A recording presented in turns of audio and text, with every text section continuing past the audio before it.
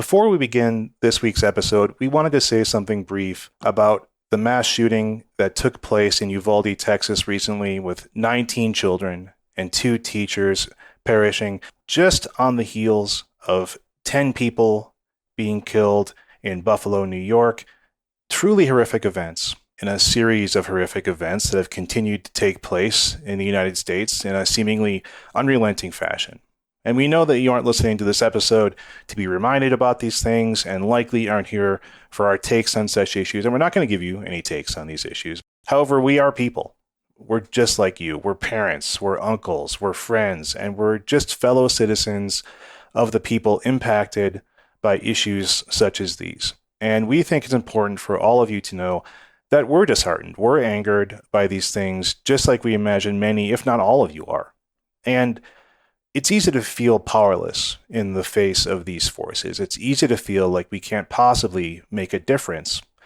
But our ask of you this week is to do one thing that you think does make a difference, whether it's just having a conversation about your feelings with someone else, to calling a representative, to writing a letter, to donating to a cause that matters to you. These things do make a difference. And if every person who listens to this episode does just one thing, that's a tremendous cumulative effort. And we will be donating proceeds from this episode to causes that we think can make a difference as well. So as always, thank you for listening, and thank you for anything you do to make the world what you want it to be.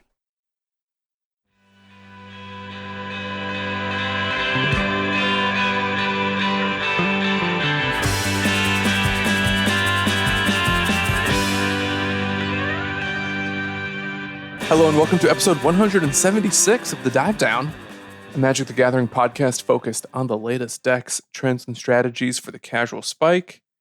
My name is Stanislav here in Chicago, and with me on the line from Denver, Colorado, on Memorial Day, it's the one and only Shane Beeps. Shane, happy holidays. Stanislav, I hope you enjoyed your Memorial Day weekend. I know that 3 days feels like an eternity anymore for me. It's just like, man, I need to start working 4/10s. I need that 3-day weekend. Yes, you do. You've earned it. Tell that to my company. Well, I have your boss on the line. It's the Godfather, Dave Harburger. Dave, Shane, he's earned it. Now, I've told you boys, I don't like coming down here to the furnace room where you two hang out to tell you to put the widgets out faster. We need increased widget productivity, even though today's a holiday. Stan and I are like that scene in Elf where we're just like messing around in the mailroom, being real weird. I pictured the IT crowd for some reason when I was saying this to you all. Is that okay? Is that okay? That's fine too. Stan, you're tall like Will Ferrell. Was he on the IT crowd? No. He's an elf. He's the elf. Yes. He's taller than I am. He's 6'3". He is tall. I told you I met Zooey Deschanel right after she filmed that, right? My buddy, Zoe. How tall is Zooey Deschanel? She's short. I mean, she's not as short as I am, so I guess, that's saying something. But there's no quick answer in Google for Zoe's height the way there is for Will Ferrell's. How about her net worth? Weird. Is her net worth in there? She's 5'6". She's worth 5'6". Okay. $5.6 billion. Whoa. How often do you guys type in your name, net worth, into Google? I've never done that. Do you think they can? Well, does Google know? Not us. Someone knows. But they know about, movie stars, supposedly. What about the net worth of the Dive Down as an entity?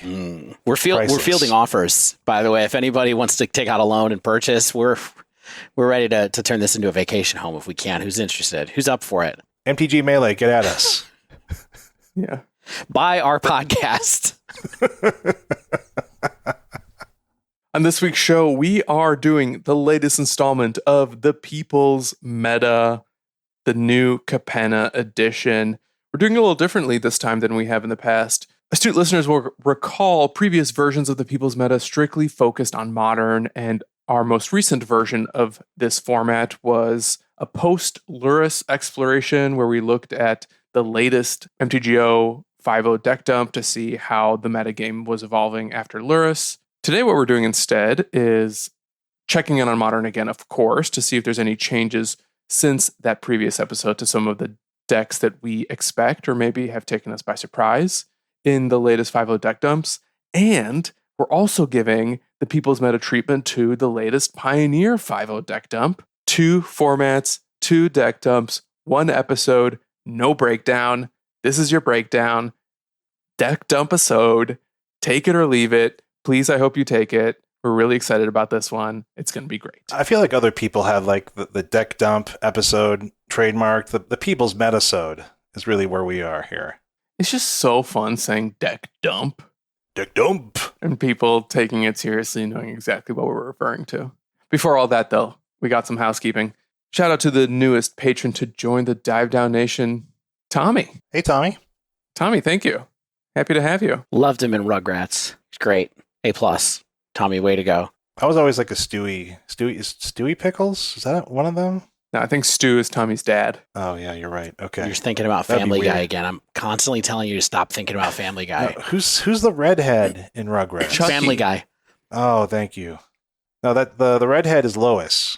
You know, the thing about Rugrats, can I tell you sincerely, growing up watching Rugrats, I was at the age where I was the perfect age to watch those Nickelodeon cartoons in the 90s. Yeah. It was basically the only show made for kids that talked about anything Jewish. Oh, really? Like, Oh, yeah. it had like stories about Moses and Hanukkah and just when everything else was very Christmas oriented in American pop culture, Rugrats was just like the one show that also told some Jewish stories. And I That's cool. I liked that. It was nice to kind of see that version of myself on television projected at me between toy commercials. The representation matters. And also Mark Mothersbaugh did the intro. So True. The theme song. Wow, what can't he do? So we have no increased tiers. We have no new reviews this week. We haven't had a new review. Well, I guess we did have a new review from Joey just last week. But if you want to get in there, if you want to tell us your thoughts, your feelings, turn your critical eye on this podcast and write a review on Apple Podcasts. You can give us a review on Spotify. Just stars there, but we'll take it. And we know a lot of you have already done that. We appreciate that. It makes us feel good about ourselves and people can find us. Along with Tommy, you too can join the Dive Down Nation through our Patreon.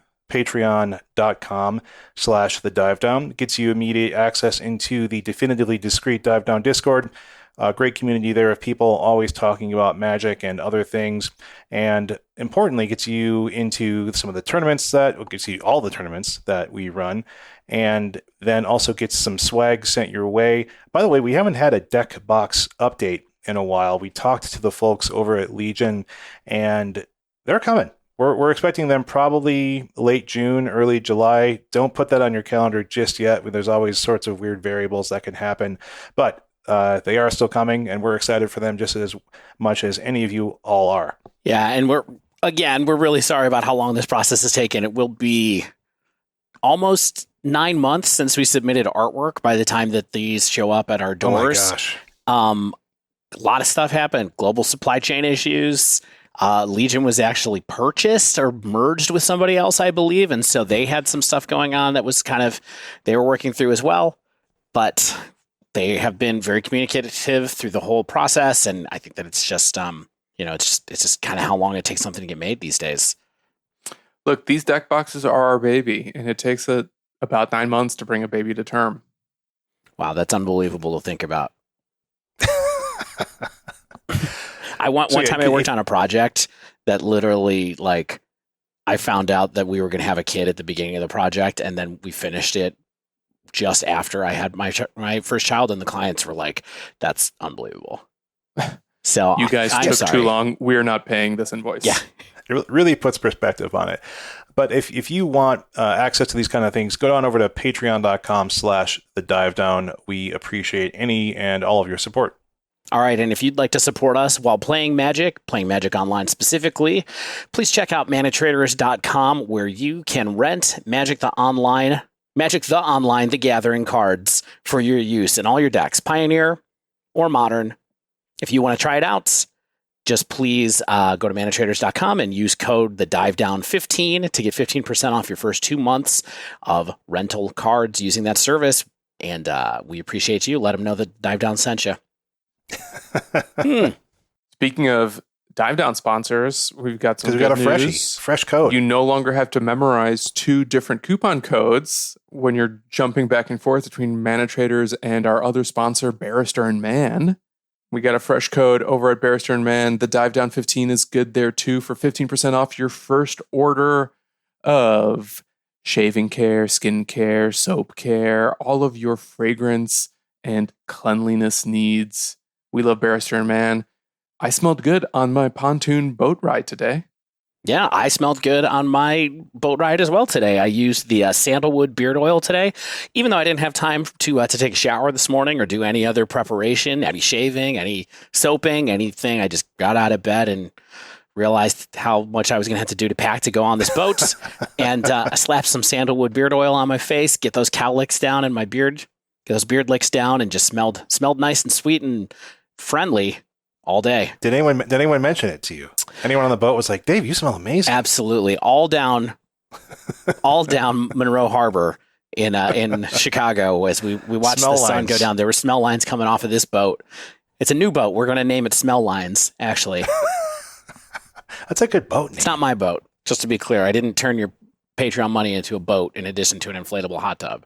But Dave, you and a can of spray paint can name a boat anything you want. that's right. I study typography, so I I'd can do have it. expected you to graduate by now, but I guess not.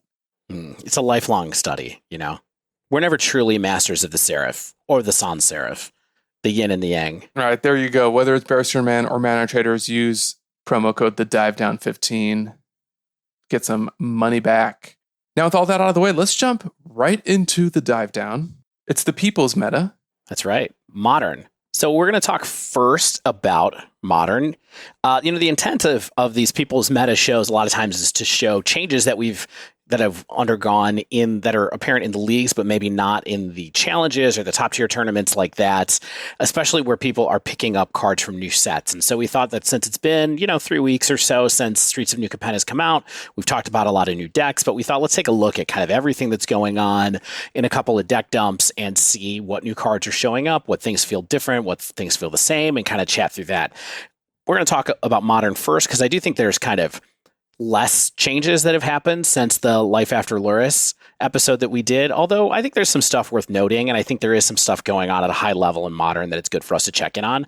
And then we're probably going to put a little bit of more time into Pioneer after that, because we've never done one of these for Pioneer. So a couple of things to note. First is this meta assessment is based off of the league, Modern League, that was shared with everybody on 5/27/22. So if you want to take a look at that to see all the lists, you can check out Goldfish or the Magic Online site. If you can find it on the Magic Online site, send me a note proving it, and I will send you a $10 money order in the mail, because I can't find anything on the website. But here's what I noticed about the Modern League itself. Number one is there's only 51 decks in this dump. So the last time we checked in on Modern in a people's meta, there were 75. So in episode 165, there were nearly 50% more or a third less, depending on how you like to do your math. Now, Dave, do you recall, was that the first dump after the ban announcement? I think it might have been the first one or the second one. Okay. Yeah. I don't remember for sure. I think it's, it could be holiday related. It could be people are, weather's better. People are playing a little less. I will say that anecdotally, when I've been looking at Magic Online lately, ever since the Pioneer regaining of importance was announced, there has been less people in the Modern leagues. There were around 1,400 people in Modern leagues for a while. Towards the beginning of this year, it's looking a little bit more like 1,000 or 1,100 the last couple of times I've been in there. And so I think there is a little bit of slightly less kind of flow going on in Modern right now than there has been at different times. The other thing to note is that I don't personally think that Streets of New Capenna has really had too much direct impact on lots of the decks in Modern. I do think there's some really notable cards that are important. As I looked through this list, I was really keeping a keen eye out for Streets of New Capenna cards. We'll talk about those specifically as we kind of zip through this metagame, because I think that we're going to try to not talk too much about decks that didn't change very much. But the big cards that I noticed in here, or the cards that came up the most frequently from Streets of New Capenna, include Triomes. So there's lots of decks that are running Triomes. They're on shard Triomes as a one of, basically, which we kind of thought would happen. There's a lot of Ledger Shredder. I mean, everybody was allowed along for that ride over the last few weeks. Unlicensed Hearse is in many decks, in the sideboards, in the main decks, as a new kind of like piece of graveyard hate that lots of people are using. Extraction Specialist is starting to show up in humans lists. And then the last card that I noticed that's there, last couple cards are Titan of Industry and Shadow of Mortality are the ones that showed up in the most decks to me. And look, before we point out every time that Unlicensed Hearst is seen in the deck list, I'm just going to, eat my hat and be like, Stan was right. Unlicensed Hearst is a good sideboard card, sometimes even main deck these days. And so that's it. I'm gonna own it now. Me too. Hope this is a really good reminder to never doubt me again in anything, especially matters of the heart. Fair. I will say the thing that really killed me with Unlicensed Hearst is if you remember when we talked about that card when it was spoiled, a lot of what we were kind of like is, well, what about Scavenging Ooze? Well, guess where I saw Unlicensed Hearst? Not in this league, but in other places. In Ponza is where I saw Unlicensed Hearst, and I was like, oh, it's over for Scavenging Ooze. There is a deck here. I can't remember which one it is, but I'll call it out in the notes once we get to it, where it's a green deck that just cuts Scoos and plays Hearst instead. Yep. Hearst, good card. So I think that, that's the first thing that we wanted to apologize for here. I think that realistically, we'll talk about this. Hey, apology accepted. Okay, great. And I'll be waiting. I've emailed Unlicensed Hearst directly already, and we'll see if they get back to me. We can talk about big up arrows and down arrows after this. So why don't we dive into the decks themselves? So we kind of tried to list them in two buckets this time, basically mainstream and not mainstream. And so if you want to think tier 1 versus not tier, kind of, I guess you could think that way. I don't think it's quite that clean. It never is that clean in Modern to me. But we tried to kind of cut at maybe the most influential decks, the 10 or 12 most influential decks in this current mainstream bucket. And usually, in the past, we've had a past mainstream and a rogues bucket. This deck dump, there's few enough decks that we really just have two buckets here. It's either mainstream or it's not mainstream. And I don't think that we can start with any other deck right now other than quote unquote Blink Yorion decks, or as they used to be called. On the one hand, you have elementals, and on the other hand, you have 4-color Omnath, not elemental version. So you have your 4-color control mid-range deck, as whatever you want to call it. Yeah, I feel like these decks get lumped together pretty frequently. And I think that makes sense when just kind of like casually looking at them. But then like every time I look more closely, I'm like, well, what's like really making these decks work in a different fashion? So let me tell you what I see and what I've experienced playing against them. But I think you all are both playing a little bit more Modern than I have recently. So I'd love to hear your insight on this. But like, essentially, these both feel like they're big mid-range decks with control aspects. So like, they're going to have Prismatic Ending. They're going to have an Unholy Heat. And those are really good for decks like this because they handle early threats and late game threats because they scale with the amount of mana, colors of mana you have available to you in decks like these, and you're going to get 4 or even 5 colors sometimes, or you're going to have Delirium to turn on your Unholy Heat. So those are like really good, just, the best removal, some of the best removal, I think, if not the best we have in Modern. And then you're going to have walkers like Renin 6 and Teferi 3, because that makes sure you hit your land drops. It lets you interact with small creatures, lets you bounce things for value, lets you stop Cascade from going off early, all that kind of good stuff. Fury and Solitude interact with the opponent's board, lets you have endgame threats. They both have Eladamri's Call, lets you tutor up needed creature-based interactions, Silver Bullets, like, let's say, Magus of the Moon. Then they're both, of course, Yorion Omnath decks. But, like, the distinction that I see in these elementals wants to gain more value on the board with Risen Reef and Ephemerate. And then 4-color Omnath style decks don't use those cards. They get access to things like Ragavan, which seems a little bit interesting in a deck that's eventually trying to go over the top, but Ragavan's just so good that why not run it, I guess. It also can ramp your mana. It has Counterspell. And then it runs Expressive Iteration for ongoing card advantage and selection as well. So these both exist kind of eternally in the what we know as Modern now, right? But I don't have insight into what makes either one of these decks better than the other, if either one is, and what goes into making a decision which one you're going to play if you want to play a style of deck like this. And so I wanted to pick both your all brains about what your feelings are about these decks and how people are selecting one or the other. I'm not sure either, I guess. I mean, for me, I just think that one of them is more controlling than the than the other. And I think you nailed it. Like the Elementals one is looking for that Risen Reef synergy. It's looking to leverage Ephemerate for comes into play triggers, trying to draw cards that way, get extra lands into play that way, where the Omnath one is just a little bit more control-y, has more spells-based interaction and things like that. The one thing I will say is these decks are not different thanks to Streets of New Capenna. And I think that we're entering a phase where a lot of people, I think, believe that what we kind of thought might happen after Lurrus was banned has come to pass, which is Yorion is now the problem and towards the top of the meta and all those kind of things. And I will say, I don't remember often seeing people play a deck and complain about it as much as what people are doing with this deck on Twitter right now. Is people who are playing this well are saying, I'm tired of playing this deck and I don't want to play decks with this many decisions or they run the clock out this often anymore. It is interesting, the difference with this and Lurrus, though, which is I feel like Lurrus kind of went into a lot of slightly different strategies, whereas Yorion at least tends to appear in more homogenized decks that look more similar than they are different. Yeah, I think a lot of that is because Yorion blinks, right? So like you want to have good blink targets, and we have like some really obvious high value blink targets in the elementals, in things like land-based enchantments that can draw cards, things like that, or like the things you want to be blinking, abundant growth. So that's just the kind of stuff that you're going to run along with Yorion. And of course, we see like some more rogue strategies where they're also getting ETB blink style benefits. But because Yorion is a late game threat, and you can just close the door on your opponent by saying like, yeah, I'm going to draw like 5 cards and, exile some more of your creatures on the side of the battlefield and just win from here very easily. All right, in interest of time, I will note that there was only one of each of these lists in this. There was an elemental list from a player named Greenhide1 and a 4-color Omnath deck from a player named XL Snapcaster.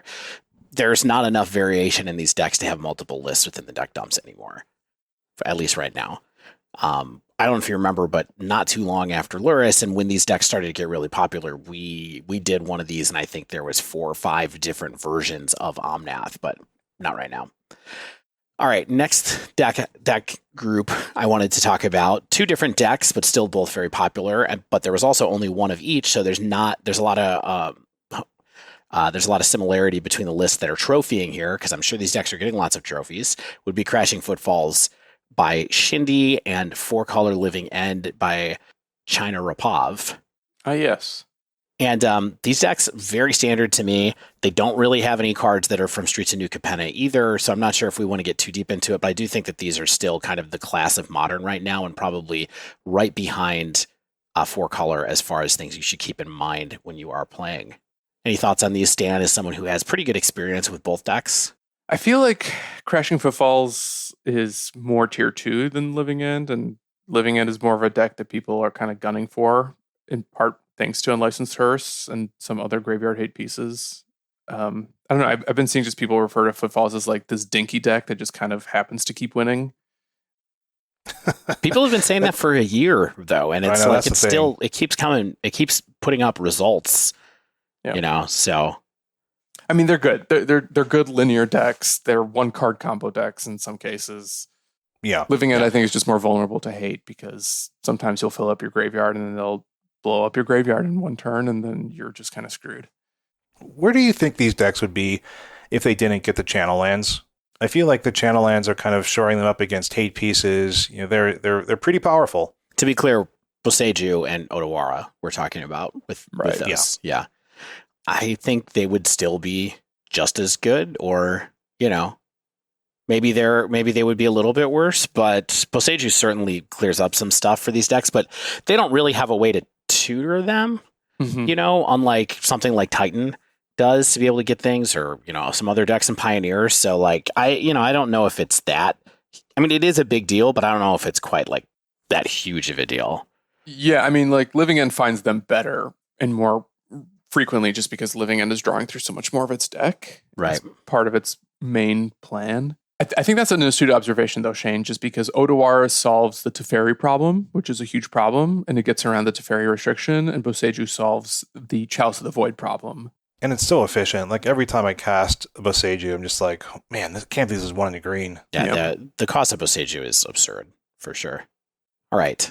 After that, the next thing I think comes to a lot of people's minds is blue. I'm going to call it blue-red tempo as a broad bucket, but we're going to talk about Murktide really here. And the list that we have that we're looking at is from FER_magic. Well, the big thing here is this list has 4 Ledger Shredders and 3 Murktides. And so there's a lot of people who I think are going back about, well, how many Murktide do we need to play? Is Ledger Shredder as good of a threat as Murktide? Is it different? Do we need multiple ones? Michael Rapp wrote a whole article recently for Card Kingdom talking about how he was switching his builds from having Murktide regen at a 4 of to doing something more like this instead. The thing that's really interesting about this particular list from FER Magic is there's no Dragon's Rage channelers in it. We're also not seeing that as a swap out all the time too, where it's Ledger Shredder over instead of Dragon's Rage Channeler. A lot of times they're running both. Still, this list in particular list has a few extra cards, but it's not enough cards to be able to have the other people who trophied with a more standard Murktide build also get listed in the dump this time. First of all, I thought that Michael Rapp article was excellent. I recommend checking it out if you haven't yet, especially if you're a Murktide player and kind of curious to see someone explain the thinking behind the spread of Ledger Shredder versus Murktide specifically. And I think he made a pretty strong argument for cutting Murktides in this case. And some of those successful Murktide decks from recent modern challenges over this weekend, certainly, and maybe over the last couple weeks, have kind of started adopting Michael's suggestion of just like going down to 2 Murktides, playing the full grip of Ledger Shredders, and also keeping Dragon's Rage Channelers, just because Channeler is still one of the strongest 1-drops you can play in these colors and in the format. So I pulled up Michael's article, but I haven't looked at it yet. My gut feeling is that because multiple Murktides are not great in your hand, and you don't really want to have them gumming up your draws, it's kind of like Dig Through Time or Treasure Cruise in decks where you're not ridiculously filling your graveyard, where it's like, yeah, I'm going to cast one of these, and that's all I really need for a game. So like going down to 3 seems pretty relevant, especially when you have so much ability to get through your deck in a deck like this. So 2 Murktides can be good. It's the 3rd Murktide that I think is actually actively bad.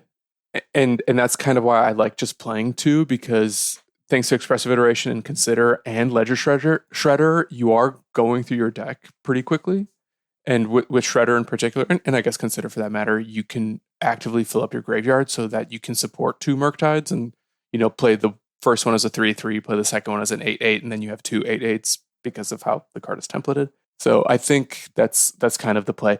The second Murktide is bad if you're running out an early dragon, whereas if your game is going long and then you can just do double Murktides in one turn, that's when it kind of feels like you're inevitable. So still one of the class of the format for sure. The other deck I threw into this bucket, even though it's not doing well right now, or mostly not doing well, is Grixis Death Shadow. Another place where people are playing Ledger Shredder. I think these are sort of like the best, quote unquote, some of the best Ledger Shredder decks right now, let's say. I don't think that Grixis Death Shadow is really coming back. It's just got so many of the same cards as Murktide that I wanted to talk about it really briefly here. But really, it's just Shredder.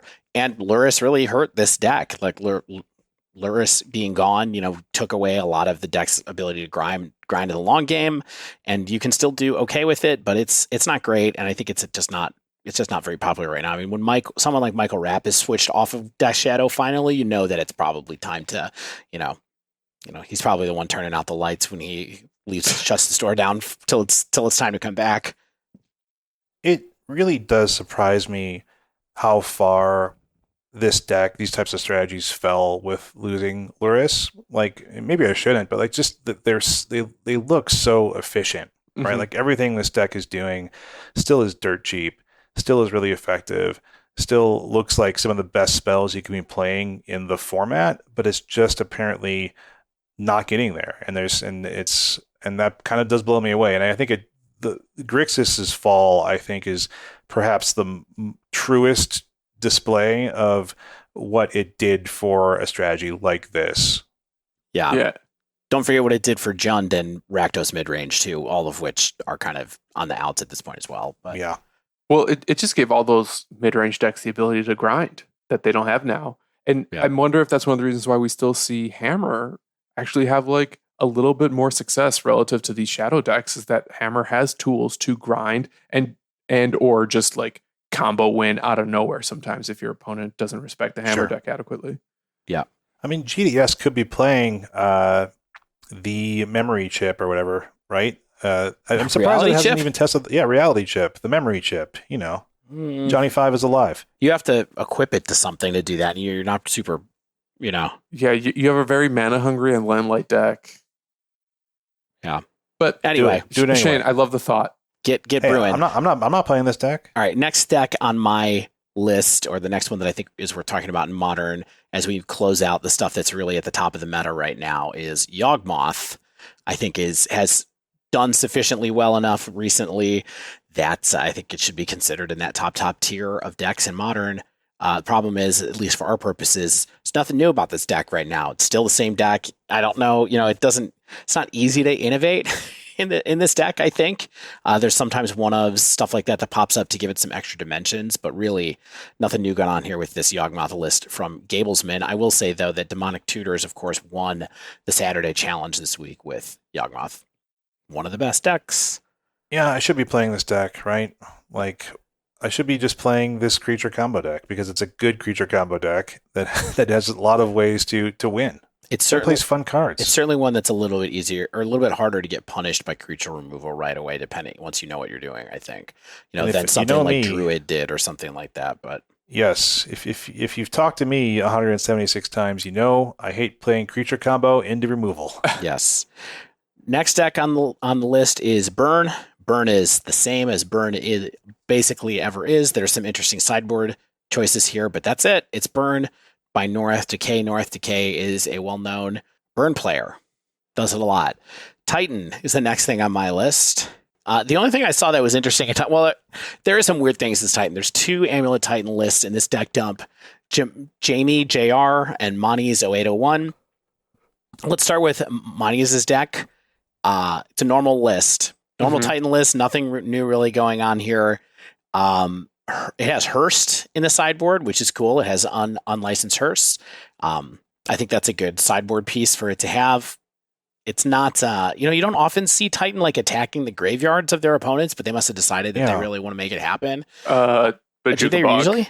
Bajuka Oh, Bog. Bajuka Bog does it. Yeah, exactly. So you don't usually see them doing it with a non-land card. Right, I guess. and they're running both. They're running the Bajuka Bog and the Hearse here, which I think is interesting, and maybe it's just to have Hearse as a cheap threat that can get out of control against Living End, because it gets around Living End especially. I think is maybe kind of the thing where you can sometimes blow out a Titan player, whether they're on the Dryad plan or if they actually have a Resolve Titan, just by cascading into Living End at instant speed.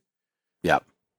I want to see Primeval Titan crewing the unlicensed Hearse. That's one I want that visual metaphor in my brain as it swings at me like a 12-12. I mean, it does occur Hearse. to me that I honestly didn't realize until you just said that Dryad crews it, which might be pretty significant.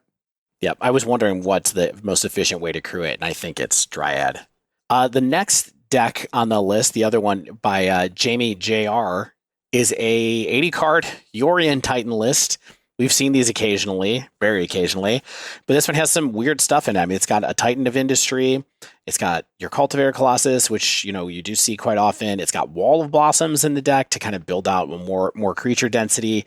43 lands in the main deck, including Flagstones of Trocare, some other stuff. I don't think I own that many lands. 43 lands total. It also it's a Elvish Reclaimer deck too. Yes, it's got Elvish Reclaimer in it too, which explains the Flagstones of Trocare, right? So it's kind of that combination of Titan and Reclaimer. This is like good lands .deck, but interesting. Okay, moving on from here. 3 different hammer lists in this deck dump.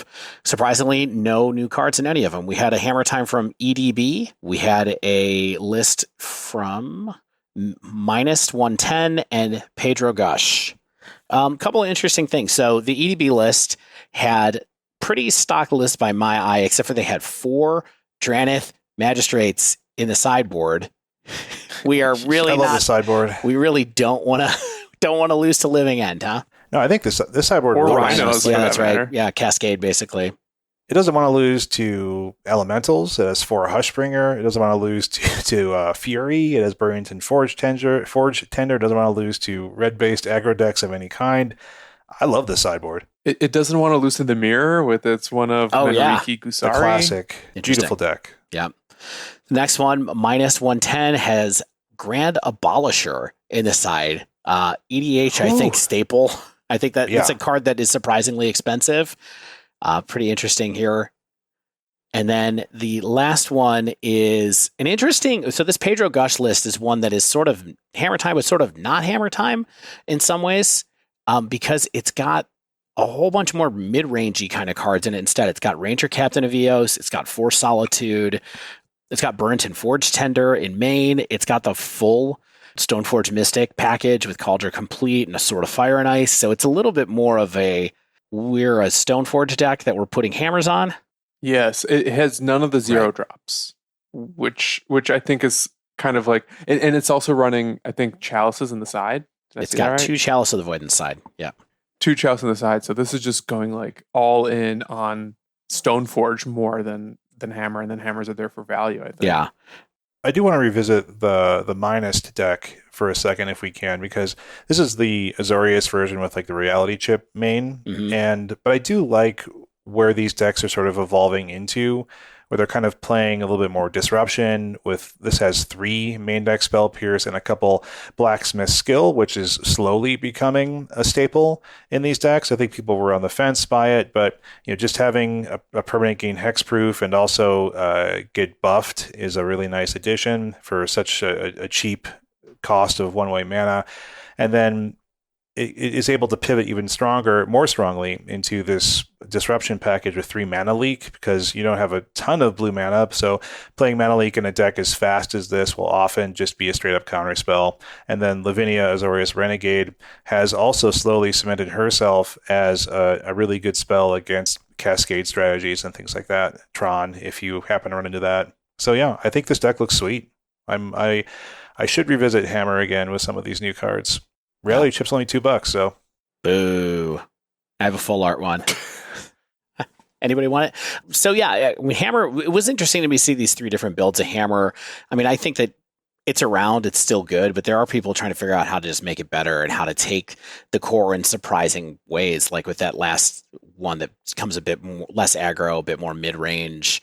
I think that's kind of some cool stuff going on there as well. So this whole kind of Stoneforge equipment list seem to have some potential to do some stuff still, for sure. Next in the kind of in the meta category, still mid-range / Jund. So there were basically 3 mid-rangey decks in here that are kind of unexpected or expected, I guess, which is a Jund version by Mistaken and 2 Rakdos mid-range different versions. One is by Lupert and one is by Wazoo. There's some different stuff going on with these, but the Jund deck is pretty normal, except for the fact that it does have Liliana the Veil back in. Interestingly, does not have any Riveteer's Charm, which I'm pretty surprised by, I have to say. That seems kind of a shoe-in for a strategy like this, but maybe it's not. I just don't think it's efficient enough for Modern. Like, I was kind of hopeful in the spoiler episode that it would be, but I just think it's not. It's not enough. Yeah, it's 3 mana. I think this kind of deck this deck isn't even running any copies of Kolaghan's Command for what it's worth. It is running 4-season Pyromancer. It's running Renin 6 and Liliana Veil. It's got all the kind of stuff there, but really I think it's just kind of trying to be as efficient as possible with the mana it has for what it can do, and then has a couple of 3-drop threats. Yeah, this is really just like Jund Saga with the good 3 mana cards. Right, exactly. Rakdos midrange. Let's take a quick look at this by Lopert. This one is Ragavan, Dalthy Voidwalker, Kroxa, Turok, Dreadcantor, Season Pyromancer, and Liliana the Veil. So Liliana kind of trying to reestablish themselves as a threat in Modern here. A lot of people thought it wasn't going to do it. People are still trying though. Yeah. I've played against this, and I feel like this deck is a little better than maybe the metagame gives it credit for. And the biggest thing that just seeing this list made me realize, though, is that Hidetsuku Consumes All is not a hype card anymore. Too bad. I think I bought 3 at a decent price, decently high price. Yes. I mean, I think I did too, actually. It's down to $4 again, huh? You know, But I do agree with you, Stan. I think the deck, the strategy is good. I know Spike was just testing like a slightly updated Rakdos mid-range deck for himself today. He had 2 main deck unlicensed Hearse, I will mention, by the way. So it's just Stealthy Voidwalker. I Good think card. it's such a good card. The fact that it cheats on mana with its tap ability. Yeah. You know, when you It can do some sacrifice crazy it to stuff. to recast whatever has a void counter on it. Yeah, like I was playing Cascade League and someone used out the Voidwalker to just like steal a Shardless agent for me, and just then they 2-for-1 me that way, and then kept 2-for-1 me the rest of the game because that's what this deck does. And Yeah. I think it's impressive.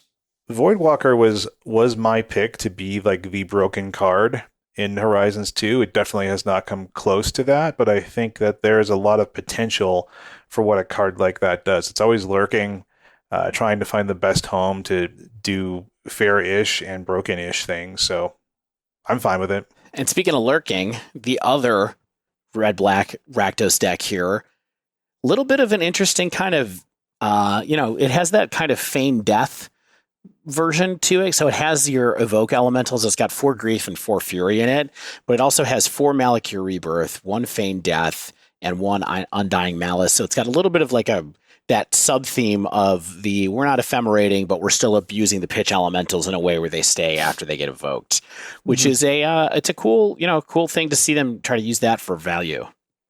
Yeah, this is that deck that Pascal Maynard's been playing a lot in Modern, so this is, I think pretty darn similar, if not the same. So this deck has some legs. This is definitely on like my short list of decks I want to be playing and testing out. I actually think this deck is pretty bad. Really? Probably. I'm really I played against it and I played with it, and I've just never seen it do anything particularly impressive. And you feel like you're doing something powerful when you can blink a grief or a fury, but then you just sort of run out of cards really quickly. And Yeah. That's what Seasoned Pyromancer's for, my friend. Yeah, that's fair. I don't know. We'll see. I just want to cast Village Rights, okay?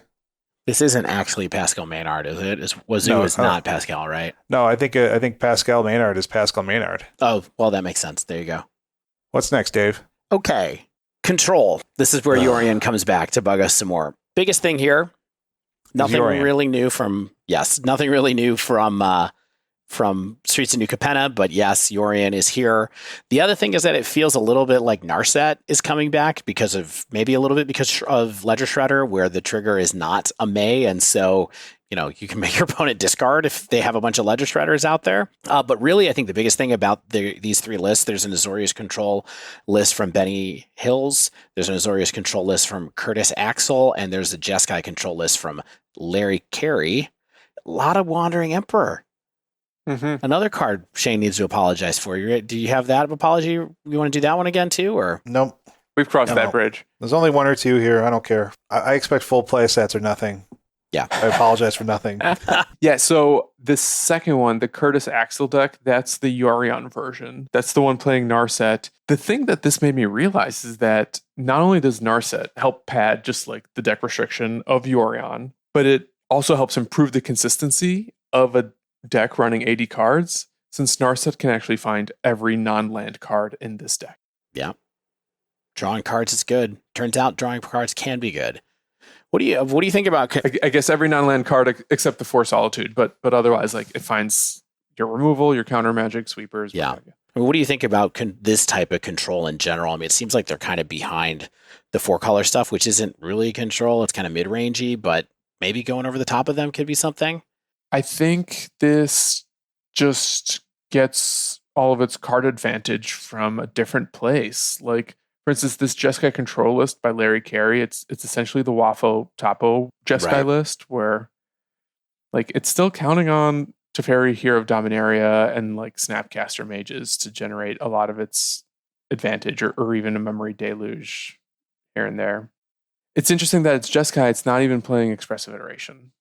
You know what I mean? Yeah, it's just playing Fire and Ice and Crumble to Dust. It doesn't even want to do iteration. Right. So I don't have a good answer for why you'd play 4-color over this, except maybe this is a little less vulnerable to aggressive Blood Moons. All right. Well, that ends this sort of normal section of the mainstream, but there is one last block of decks that I think we have to talk to that are in the mainstream, but kind of all put in one bucket, and that's other combo, basically. So we had an Oops All Spells list by Mala Grinja, a Belcher by Bob49. Hello, it's Bob49. Grixis Creativity by Gift Shop, Grinding Station by Spaceman Spliff, Glimpse Combo by Talisker, and Calibrated Blast by Zekery. These are all combo decks that we are familiar with from Modern and all seem pretty good still. And these are all spell-based combo decks, right? When we say combo? Yeah. Yeah, I mean, I think they all are doing different. They're definitely not creature combos. I mean, these are just like all the decks that I hate, basically. So I put them in one block here at the end. But yeah, I mean, Grinding Station's maybe not spell-based in the same way. I mean, it's breach-based. It uses a lot of permanence. Grixis Creativity, of course, has that aspect of, setting yourself up with those tokens, but being able to use creativity to get rid of a problematic permanent on the other side of the board if you need to. Belcher and Oops, we're familiar with those. Those all abuse the double face card mechanic to be able to do bad things with your lands.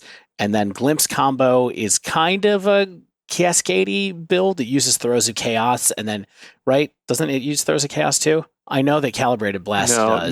Glimpse uses Violent Outburst deck. Yeah, sorry. And Charlotte's Agent. Like, you could almost put this into the Cascade category because... Yeah, that's right. It's still really... This is almost like another take on Footfalls in some ways. And then, yeah, the Calibrated Blast is the one that uses Throes of Chaos and to be able to get Blast going big, and you got your giant cards. I do think all these decks are legit right now, like of the kind of weird breaking the rules of Magic slightly decks. Like this feels like a pretty deep bench of that type of deck that's still reasonable right now. Can we get into the weeds on like two of these a little bit? And what I'm curious about is we're seeing an offer you can't refuse in Belcher a little bit. And are you strictly just like countering something early of your own to ramp, or is there something where you can do this to generate more mana like the same turn? Because I don't think there's like mana efficiency there, right? Maybe you can just because if you cast a spell and then cast offer you can't refuse, then you're not really going up mana. Yes, you are, because you can do it with Pact of Negation. Yes, zero right? Cost spell. So it's a 0, or you can do it with Noxious Revival, which is also a 0 card. So that gives you a chance to be able to go up in mana if you want to. So I mean, that's the theory. I don't know how much, Bob49 is of course the Belcher person of all Belcher people, and I don't know exactly what the goal of just having one in here, if it was just trying something out. I doubt it was for early interaction. I gotta assume that it was probably for that going up in mana. But it also does act as like a protect your combo against counter spells, where it's like, if I can just stop this one spell from my opponent, then I can win the game. I don't care if they have treasure tokens. So you can use it in a as fair a way that this card was designed. Swan song them. I don't think it's happening, but you can do it. And then the other ones, what else did you want to talk about? So Grinding Station is the one that's running Ledger Shredder in it, and the one that Jesse's written, Jesse Robkin, who we've talked about the last couple of weeks, has written a whole primer on. It's a deck that's kind of getting more and more popular again, but it only has one Ledger Shredder in it, which is pretty interesting in this case. I've seen it with as many as 3. Stan, you pointed some stuff out about Calibrated Blast in the notes, and I wanted to kind of talk about that a little bit. Oh yeah, so I played against it, and it really impressed me. I was doing a Blue-White Control League. Played a lot of Magic this week. I was doing a league with Blue-White Control, and this kind of wrecked me. And maybe that's because this is a good matchup against Control, but one of the things that I never really noticed about Calibrated Blast is that it's just a 3-mana card. You can just cast it. And blast them. It also has flashback, so you can recast it if you need to. And then it also essentially, like, if you consider the flashback, it's basically 12 copies. If you want to be a stickler, you essentially have 8 copies of it, because this deck also runs Throes of Chaos, anywhere from 3 to 4 of those, which is a 4-mana Cascade spell with Retrace. So all you can do with Throes is cascade into Blast. ding them for like, I don't know what, 15 damage, Right. if not more. And then throws having retrace, you can just redo it, or you just flash back the Calibrated Blast. It's essentially a 1-card combo deck. And when I realized that all it does is just this 1-card combo and then play 37 lands, it kind of seemed like an interesting archetype that might be worth exploring, at least for myself. I mean, I think this deck is real and is even more real now because of Shadow, because it has another card that hits for 15 instead of one that hits for 14. And also, I have seen people cast the Shadow Immortality sometimes in the same way that it casts Sign of Draco sometimes. I mean, the deck doesn't do anything else other than Calibrated Blast, use some lands to do some interaction, and occasionally cast a threat. But it does win games occasionally by like swinging in for 4 after 1 blast or something like that. But yeah, that is the thing that's the most annoying about this deck, is that you think that you get through the first blast and you're like, well, they can't do anything about it again. And they're like, nope, all my spells recur, basically. So you need to have graveyard hate. Yeah, I mean, having no setup is just such a big draw here, right? Like, people have been messing around with Reanimator for months and months and months, and it having pretty much no true stickiness, I think, because you have to set it up. You have to avoid the graveyard hate. You don't have enough copies of Persist to really make the deck be consistent. This is just the dream world, like you said, right, Stan? It's just like cast a spell, and then you can cast the spell again just by the innate text on the spell itself. So, yeah, just live in the dream world. Dream on. So I think there's a lot of stuff here. If you like crazy combo decks, there's a lot of potential, and there's as much potential in Modern as there ever has been right now, I think, especially if you're like, hey, I even like to play Cascade decks. I mean, 2 of the best decks in the format, I think, are Cascade as well. And then these ones, I really don't think these ones are far behind, truthfully. Okay, so that's the end of the kind of top end of the meta. And then from here, we'll go down into the kind of the just outside the mainstream stuff. We'll probably zip through these pretty quick. Oh, will but we? Any thoughts on the top end of the meta? Seems like the top end of the meta. I don't know if it's any smaller than I would say it was in the past. I think after we get through the outside the mainstream decks, I think I have some more topics I want to talk about with y'all. But yeah, I would agree that these are like the decks I would expect to play against, and like good decks that I expect to see at tournaments or things like this. Yep. All right, so in the interest of having time to talk about Pioneer, I am going to go quickly through these ones. So first thing that I noticed outside the mainstream decks that are maybe on the way up, affinity of different kinds. There was a 2 different affinity lists, one from Skip Chino and one from XBZ98. One was more aggro, one was more Urza-ish. We've talked about these decks a bunch of times. I think that they are going to keep being around and being right on the edge. And some people think these decks are straight up broken, and we know that they're very good in Legacy, like things based off of being able to cast 4 Thought Monitors and 4 Thought Seizes are good in that shell as well. So I think this is just going to continue to be around. Yeah, I need to take affinity, like true affinity, through a few leagues, because nothing says me like just beating down with a bunch of gigantic robots and going wide off like side tokens or stuff like that. It sounds great. Yeah. Next bucket, Prowess, I think has been making a little bit of a comeback. So mono red Prowess with Breach has become something that people are really trying out. There's all kinds of different stuff going on here. I think that it's a deck that I've been meaning to play. I haven't been able to get to, but I do think it's not quite broken through yet, though people are starting to switch back from mono red to Izzets of different versions. There's even Jeskai ones that I've seen floating around where they have white sideboard, the Sight Winner deck that's here. By the way, listed on MTG Goldfish as generic Ragavan, but it's running Expressive Iteration and a little bit of Serum Visions, 1 Serum Visions, then a bunch of white sideboard cards along with Underworld Breach. I think that the big key tech here for Prowess right now really is people trying Underworld Breach just for value in these decks and just seeing where it goes instead of it just being a straight up combo card. Some of these decks, like the Akgai 152, is running 3 Breach in their mono red Prowess deck, and that's a commitment to that card, because like when I was playing around with the Izzet version of this deck, like it was a good late game draw, but like I really didn't want that card early because you can't filter it away, especially in mono red. Like in Izzet, you can with Shredder. You could dump it if you need to. In this, it's just going to be in your hand until you have enough cards in your graveyard to really turn it on. And man, I just don't know if I think that Three is where I want to be, but clearly they did well enough. Yep. And then we had one person, bless their heart, POW CR5 running Is It Prowess with Stormwing Entity like it's the summer of 2020. I wish you well. Combo in this kind of rogues area. 4-color Vivian value. We talked about that last week. I mean, this it's very different, but yeah, you get the idea. It's doing similar things. Yeah.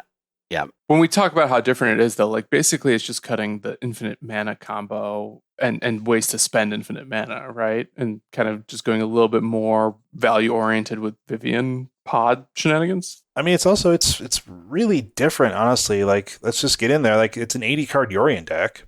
There's no Karn, there's no Wishboard. The ramp's different.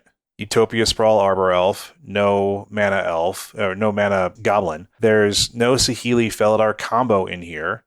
It's just like Renegade Rallier is in there, which gets a 2 mana value card back out of your hand if it's triggered, if you have Revolt triggered. So out of the graveyard, goes back to the battlefield. So what, you can get Oath of Nissa, Utopia Sprawl, Arbor Elf, or Wrenn and 6 are the only options. And then Rallier on its own is a 3 mana 3/2. Which is not like my favorite floor of a card. So that's a really interesting conclusion for me, where it's just like, I've played 2 Oath of Nissa and 1 Legendaries in the graveyard, so I want to dig a little bit more, or someone killed my Wrenn and 6. Yeah, I mean, the interesting thing about Rallier here is that in this deck in general, it is playing 4 Felidar Guardians. And because it doesn't have Saheeli, you can just get some value off of Felidar Guardians by blinking things like Rallier, or Solitudes, even resetting a Planeswalker. Yeah, I just don't think that many like targets are there for the Rallier. But yeah, it's different. It's a different one. Yep. All right, then we had Ad Nauseam by Salami. Nothing too new other than there was one of a card called Intervention Pact, which I have never seen before.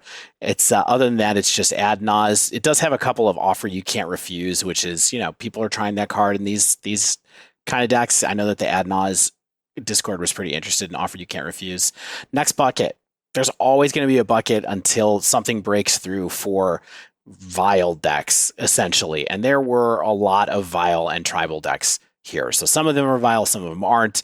But we have Goblins. We have 4-color Humans. We have Azorius Spirits, Golgari Elves, Rogues, and Death and Taxes. Many of them have no new cards, but the decks that were pretty interesting, I thought. So the one that stood out to me the most was 4-color Humans. Yeah, this deck's cool. Honestly. And that is running 4 Vile and 4 Pyre of Heroes. And this deck later top 8'd one of the challenges this weekend as well. And my understanding is that the big move here is to Pyre of Heroes away a 2-drop to go get Extraction Specialist to get the 2-drop back immediately. And so what you're doing is maybe double Thalia's Lieutenant, maybe Charming Prince and blinking some stuff, or not blinking stuff, but getting some stuff and kind of going from there. I mean, Watcher for Tomorrow is just card advantage when you get it. It's like you said, Charming Prince, you can get a Meddling Mage. You sort of get a value Meddling Mage, where it's like you get it on the battlefield to stop a spell, but you also have the Extraction Specialist on the board, which can swing a little bit harder. I love the getting another Thalia's Lieutenant trigger for sure. Yep. Like that just seems like a pretty cool deck. Absolutely. The Rogues deck was pretty cool. It's just kind of powered up Rogues with no new cards. These are fun. GRM Rush, Lefore, Fabi, Strategist, Gonkers, and Ghost. We see you. Keep violent until it works again. I just want to say one thing really quick. I never realized this about elves in general, that I only recognized after seeing this strategist list, is the combo between Elvish Champion and Yavimaya Cradle of Growth, where if you have an Elvish Champion and Yavimaya out, all of your elves are unblockable. Mm-hmm. That's Wombo combo, baby. 2 cards. It's like a mega Lord of Atlantis. Yeah. Heck yeah. How come there isn't a blue one that makes all land islands? Maybe someday. That'll be the day I finally play blue in Modern. Exactly. All right, Tron. 2 Trons, each more diminished than the last one. We got Mono Green Tron from CH Jet and Eldrazi Tron from Alurin 85. Not new cards here, but they're still totally good decks. They still work. There's nothing in particular in the metagame that I think really antagonizes them at the moment. But The most interesting thing is that World Breaker is starting to show up in mono green. Yes, played against it too. Like, unless maybe I played against this player, I You might have. I don't recall, but like they can't. Whoever cast the World Breaker against me just messed me up, and it made me wonder when and why is World Breaker good? Do we have a sense for that? When it can target things like was it enchantment, artifact, or non-basic land or something like that? Yeah. Yeah, but Destroy. that's always right. Yeah, it's always. I mean, World Breaker's always been one of those things that's like really on the bubble, and I'm surprised that CH Jet brought it back. I looked at other recently winning Tron lists, and I do not see World Breaker there. So maybe it's kind of a card that they're like identifying as having game in the contemporary meta.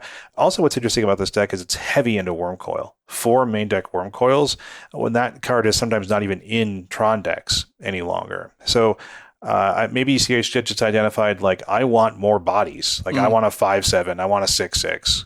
There's one line of text that we're skipping on World Breaker. Play lands from your graveyard or something, or get it back from sacrificing a land. It has reach. It's a 5/7 with reach. Oh, it's real tall. And so I think it can help you. I mean, all the other stuff about it is good, but I think it can help you with threats in the air. Now, you're not often going to be able to like block a Murktide with it, but listen to this. Shredder. You get later in the game, yeah, you can block Shredders with it really effectively. But the other thing is you get late in the game and you block someone's Murktide over and over again. You get to use the comes into play trigger a lot if you're recasting World Breaker a lot and you have some extra lands around. So I think that there's probably some stuff going on there with World Breaker having reach and being reasonable because of that too.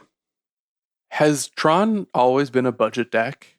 Because I'm looking at this tabletop $550 price tag, and I'm just like, that's cheap for Modern. Yeah, I mean, Karn's reprinting and the diminishing returns of Tron. Mm-hmm. Here's the biggest thing. It's 76 tickets. Tron is 76 tickets now. That's kind of unbelievable as well. I love it. Wow. I love it. Dan, can you quickly look up how much Russian Tron is for me? Thanks. You're welcome. No, I don't know how to do that.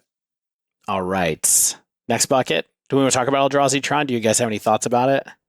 My hot take is that this deck is good right now. Right now.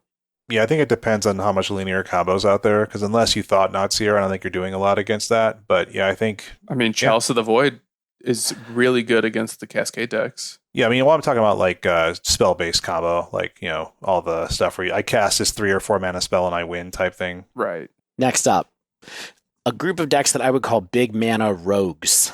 So we have Mono Blue Tron by Keggers and 2 Mono Black Coffers lists from Jiaochen Jen and Dylan R. Mm-hmm. Some interesting, weird things with these Mono Black decks. I don't think there's much new with the Mono Blue Tron list. There's one in every deck dump. It's always going to be there, but I don't think there's anything going on with that deck right now that would make it any different than it has been previously. These coffer decks are interesting, though. This is something that Spike was playing at the beginning of when Streets of New Competitive came out, right? Guys, I run into this deck constantly. Oh, do you? Not every league, but more frequently than I think you may realize. I think this deck is just like kind of popular right now, and people are really curious about it. And for a while, I didn't even think it was that good, but it's been evolving.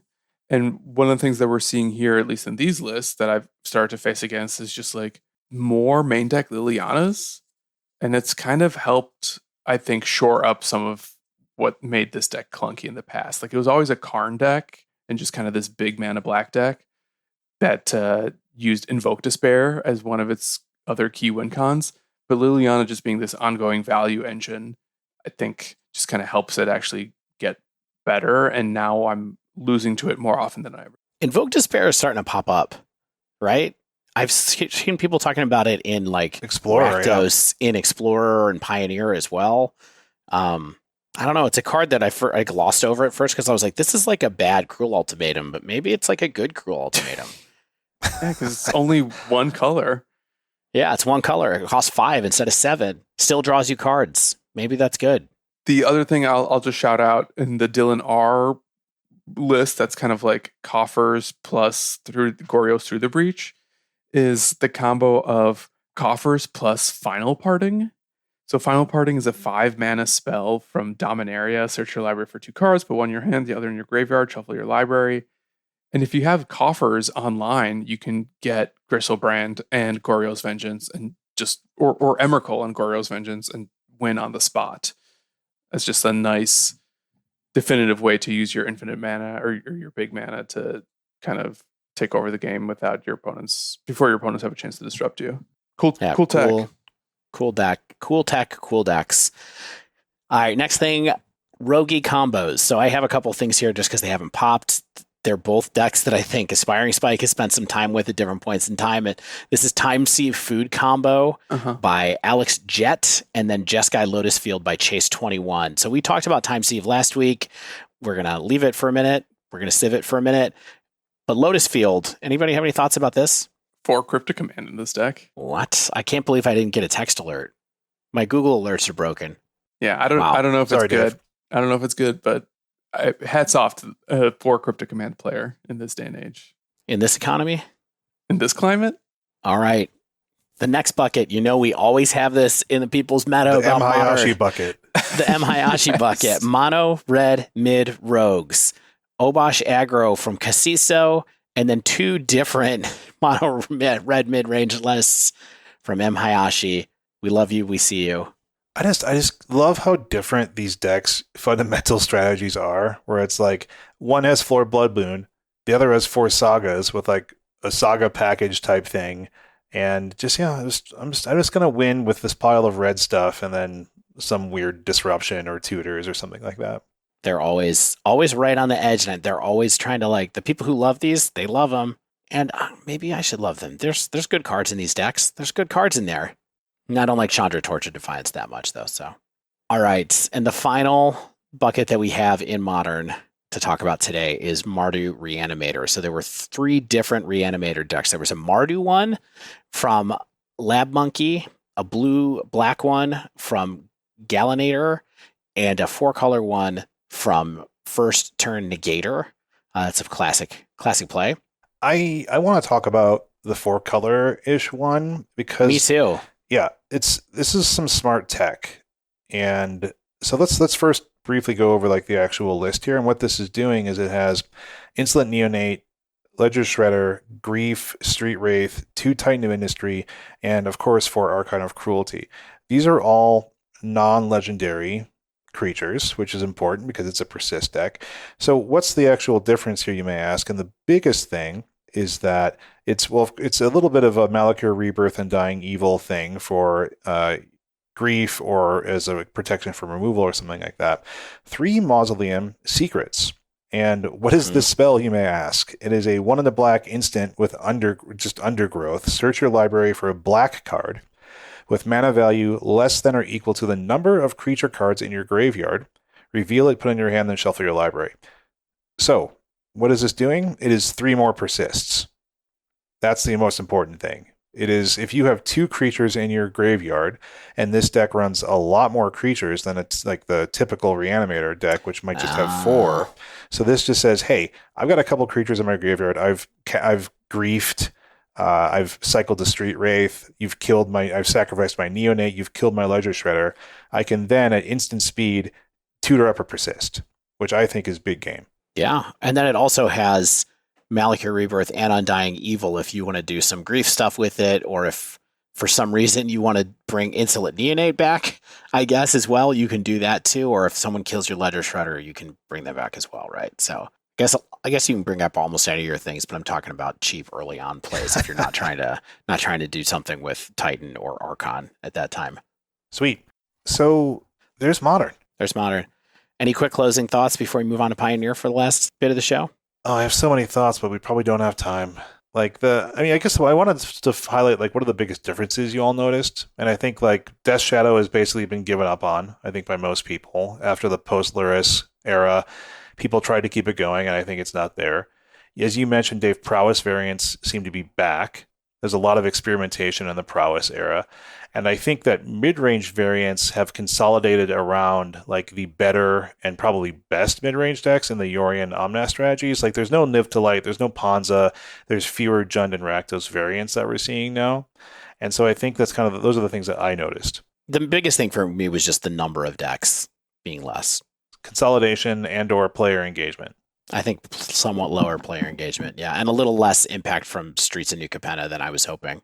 but more decks with Titan of Industry than I was expecting. So that's fun, I guess. So, Dave, thanks for handling the modern portion of the deck dump. And so let's get into Pioneer. I'll lead this to give you a little break here. So we'll start again with the current mainstream. We had only 34 decks in this deck dump. It's significantly less than Modern, even when Modern is getting a little bit less attention, maybe as people turn their eye towards Pioneer and start thinking about the upcoming Pro Tour. And so we'll start with Naya Winota. We have the best deck. We have Foxantes and Purple Rain on two slightly different variations of Winota. They have to be pretty significantly different to show up in the deck dump. So Purple Rain's version is definitely pretty interesting. But any thoughts on Naya Winota? The Foxantes deck is pretty darn stock. First thing I wanted to mention too is that we'll talk a little bit about these decks. Since we're new or to Pioneer, maybe some of the listeners are, I think we're going to include the Goldfish metagame percentage as well. Also, it's a little more clear in Pioneer than it is in Modern, I think. So it's worth noting that Goldfish says that Winota is 16.4% of the metagame that Goldfish has. 16.4 on Goldfish. That's a lot. Yeah. So the deck is very strong. It's very consistent. It has a lot of good tools. It has a good backup plan. It's all the things we talked about recently, last week, I think, when Stan was talking about. So yeah, good deck is good. Purple Rain's version is pretty interesting. It's a little bit bigger, like a little bit kind of different creatures than we've seen. It has kind of the 4 Rabblemaster Singleton Legion Warboss that was still in the deck when we were playing it and testing it, like a long while back. Yeah, a while ago. 2 years ago, right? Almost. Yeah, so what's this? What do you think the distinction that it's trying to do here is? This one is tough for me because I don't have a ton of experience piloting this deck, but I just feel like it's probably trying to have creatures that hit a little bit harder on its own. Yeah, maybe. It's just like, hey, I don't really care about the Fable the Mirror Breaker attack. I just want to play more creatures. Like Rabblemaster can take over a game unchecked, and Fable kind of can't. Right. Well, it makes it harder you have one less bit of ramp, right? Because that's what Fable is sometimes, where you make sure that you go from 3 to 4. You make sure you have some extra mana around if you want to do something else. The other thing that this deck does that's interesting is it has Mint's beloved Ranger. Yeah, we just talked about him. Yeah. And so here it is, suddenly just made it happen on our own. In a different deck altogether, though, but... Yeah, that's true. Yeah. That's true. All right. Okay, so that's Winota. I mean, do you think Winota problem? I need to play more Pioneer. Bottom line? I need to play more Pioneer. I've been playing like strictly Explorer just because I'm kind of addicted to it, but I'm honestly having some issues with Arena and having some issues with Explorer, so I need to step away from it and get back on Magic Online. So I'll be getting back into Pioneer, I think, and have better thoughts for you. I know that some people do think so, but some other people who are Pioneer experts and play a lot of it don't think so. So it's one of those things where, to me, a deck where you have to draw your interaction and you have to draw maybe it's a sideboard card or something like that. That's never a thing that I think is great, but that's also Magic in a lot of ways. So maybe you just can't avoid that, where it's like, yeah, I didn't draw interaction for Winota, and so I lost. But I do think the real problem is that the deck is just better. It's a better deck without Winota than it used to be. So yeah, same stuff we talked about last week. Makes sense. Stan, you hate Winota? Yeah. What do you think, Stan? I think it's the best deck in the format, and its days are maybe numbered, unless like new cards in upcoming sets shake up Pioneer significantly. But it's just, I think it's kind of defining the format in a relatively unfun way, and sentiment is getting sour and sour with each passing minute. Yeah. Especially, I think, because there's so much more attention on the format, and it's like, it's no longer just the diehards who've kind of learned to live with it. It's kind of people who are coming at it from different formats for context and saying like, this is not fun. This is not something that I'm going to get excited about if this is the format that I have to focus on for my competitive ambitions in the near term. Rakdos mid-range, 11.9% of the meta, and that's probably even much more than that because these lists just don't get that diverse, I don't think. So yeah, this is Rakdos mid-range. This is what this deck looks like right now. It's pretty set in stone. And it's got some genres, it's got some Sorens, it's got the decent red black to to good red black cards and interaction and stuff like that. So yeah, not too much different here. I was shocked that this deck is supposedly 11% of the meta. Right?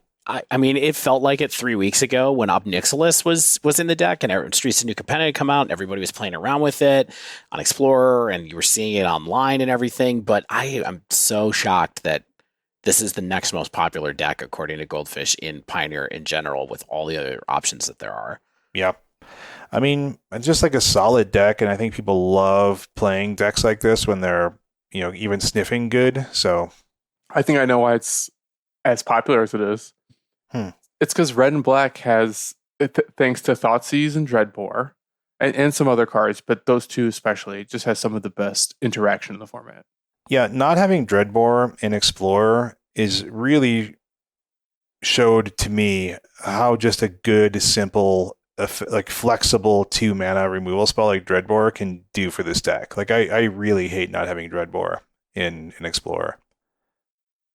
Yeah, it certainly would make this deck a lot better. It's true. Do you guys want to touch on the lack of Mob Nixilis here?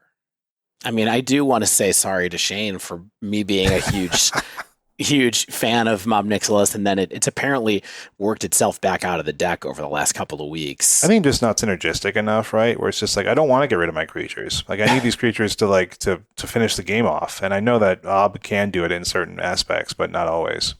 Yeah, it's just like putting stuff in the graveyard's bad. Objectively, all the time. Objectively bad. Always. Mm-hmm. I mean, I think there's homes for it, but I don't think it's this.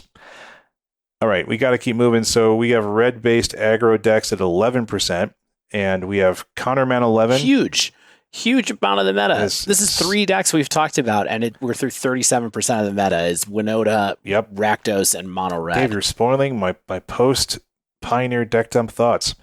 Yeah, so this is just like the red aggro deck, right? It's just pretty efficient creatures. Swift Spear, Soulscar, Eidolon, Chandra Kill, some low CMC spells, low mana value spells. Kumano, I love Kumano Faces Kakazan. I think it's a great card. But Stan, the second chapter of Kumano Faces Kakazan is the one that you don't see coming. Yeah. You're like, oh my god, that's a 3/3 now? Yeah, getting stuff out of certain types of burn range or blocking range is big game. But you have thoughts on this, Stan? Well, I also think that card is secretly really hard to play, and I almost never know if I'm sequencing it correctly. Like, do I lead with it? I almost always lead with a prowess creature, even though like sometimes you miss the second trigger on the saga because of that. Ideally, I'm just going like prowess creature immediately into Kumano so I can get a prowess trigger on like my Swift Spear or whatever. But I think that's probably wrong. I think you want it early because then you get the creature as fast as possible. Yeah, I think you might be. I think I would sequence it the other way personally, but I don't think it's like why you don't love it that much. I think it's. I thought we're saying the same thing. Like I prioritize the creatures. No, I would do the other way. I would prioritize Kumano because I want the creature on turn 3. From Kumano. Okay. And you get the Kumano creature faster, and you get a bigger Swift Spear. Yeah, are the two, or bigger Soulscar Mage. I think that I agree that I think that's more important. I should try that because I cannot win with this deck, and I've tried. Like I feel like the creatures get outclassed really fast. Yeah. And the removal that's mostly just shock is also really bad, and Lightning Strike is just like only good against Greasefang. For the most part. You want to hear a hot take I have? I don't think Bonecrusher Giant should be in this deck. What? I think it's too slow. I think this should be. I think it should be pushing on the board more. I don't think Akari Zev. Yeah, something. I think that Bonecrusher Giant is just too slow. So that's my hot take on the day for mono red aggro versus like the bigger red decks or something like that. Yeah, and you like Bonecrusher Giant in the Rakdos. Oh yeah, I know. I think Bonecrusher Giant should be in Rakdos. It makes perfect sense there. I don't think it particularly makes a ton of sense in the more aggressive strategies. I think there's probably, I mean, like, man, maybe I just run like Rabble Master just because I want to. Don't quote me on that. We also have a Gruul aggro deck here by Duduzin. This is pretty cool. It's another deck where I'm like, do I really want to be playing Bonecrusher Giant in this deck when it's so efficient otherwise? Where it's just like, it's basically the same idea. Yeah, I mean, the coolest thing about this deck is that it's red aggro that someone went, how can I make it a little bigger? And what they did was they put 4 Dreadhorde Arcanist in and then put old mono red / burn staple. Remember when this card was good enough for modern burn? Atarka's Command. Oh, I remember. There's a 4 of Atarka's Command. And so the big move that you can do with this is you can cast a Dreadhorde Arcanist on turn 2, and then you cast Atarka's Command on turn 3. You put a counter. You do your creatures you control get +1/+1 and gain reach until end of turn is one of the modes, and maybe you skull crack your opponent. You do 3 or lava spike them. You do 3 damage to them, and then when you attack with Dreadhorde Arcanist, you get to cast Atarka's Command again, and so you get to hit somebody for another 3 plus make your creatures even bigger, and so that adds up pretty fast. So I thought that was a pretty fun little piece of tech with a card that used to be very, very good. Yeah, cute synergy. Probably more cute than good, but I'm here for it. Yeah, I mean, aside from the synergy, the fact that Atarka's Command actually buffs the whole board, I think, is also kind of secretly important. Yes, yeah. I mean, Atarka's Command used to be plenty powerful enough of a card. It's one card that I'm always have been surprised ever since Pioneer was announced that it was never good enough to be in Pioneer before, right? Really, or just people didn't really use it that much, and maybe it's got some space. All right, let's go to our control decks. At 7.5%, we have Azorius control. The deck here is Cuthbert the Cat. It's a Yorion deck. It's been the same for a while. If you want to play Draw Go Control, here's your deck. Here's your format, probably, for playing your Draw Go Control. It's got the Narsets. This is where if you want to play 4 Wandering Emperor, I think, is a house in this power level of a format. You want to play your Jawari Disruption, it's here for you. I love disrupting Jawari in Jawari. I don't. It's the best. Portable holes. This is just like it's amazing that like even though many of the cards are just strictly not as good, there's no prismatic ending, etc., etc. It's good enough here. You know what's a card that's good enough? Farewell. Yeah, that's a card that's good enough too in this format. I think I share your tone of like mild surprise that the 6 mana sweeper. I think it's just because it sweeps everything. Yeah, you can be kind of modal with it. Yeah, and of course the nice thing is it doesn't hit planeswalkers, which can be bad sometimes, but quite often is good. And it has that little extra thing where it gets rid of graveyards. And cards like Planar Cleansing that exist in Pioneer already, you have access to. They don't help you with that little extra graveyard bit, and so it's a nice thing for you. And then also in the control bucket, we've got 3.6% of Izzet control. This deck is represented by MTG Vince. Thoughts on this? Stand stack, it's back. Truly. So before Ledger Shredder came out, this deck saw like a moment of popularity, and I bought into it because I had a lot of fun playing with it online. And then after Capenna, and all the non-Phoenix Izzet decks were basically just like prowess variants, I was really worried that this deck was dropping off. But it's had a pretty strong weekend, even like with a mirror match in the finals of a Pioneer Challenge. I think at least one copy in the previous top 8 of the Pioneer Challenge, and people are still doing Narset and Collective Defiance combos to reasonable success. And this particular list didn't even run Collective Defiance, but there are plenty of this version that I've seen go by, and when I was looking at things that are still running, a bit of both. This one is just running Days Undoing. Yeah. One thing I want to note really quickly that we forgot to mention, by the way, is that this Pioneer deck list deck dump is from 5/23. So by the time this pod comes out, it's going to be a little later.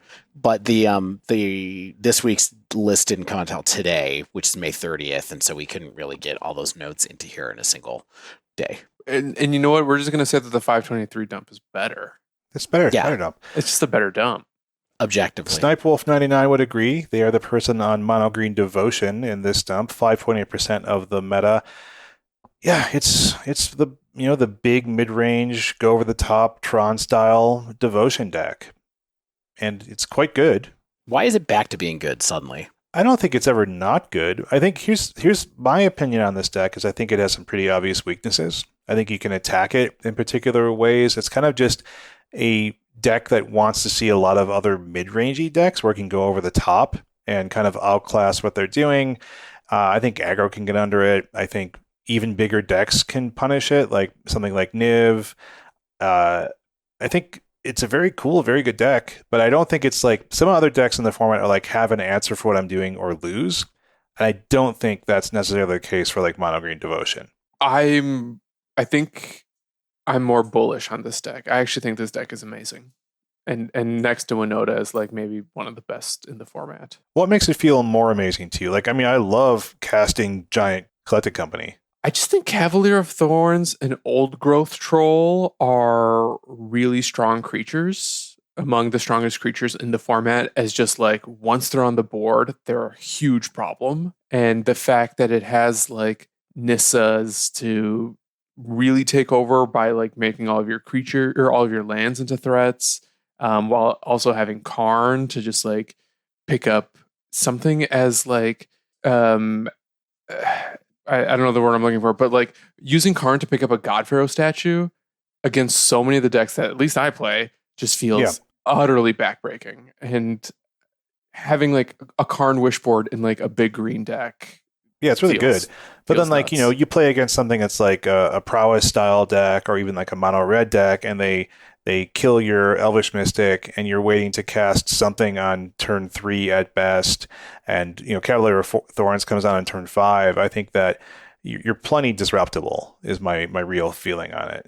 Yeah, I think you can stabilize though.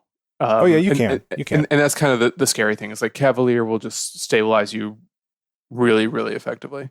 Yeah, I mean, it's a good deck. It's a really good deck. It's definitely in my wheelhouse. I just still can't believe that Nissa is only like a one of these days because it's just such a absurd card to get on the battlefield, but maybe you don't need it.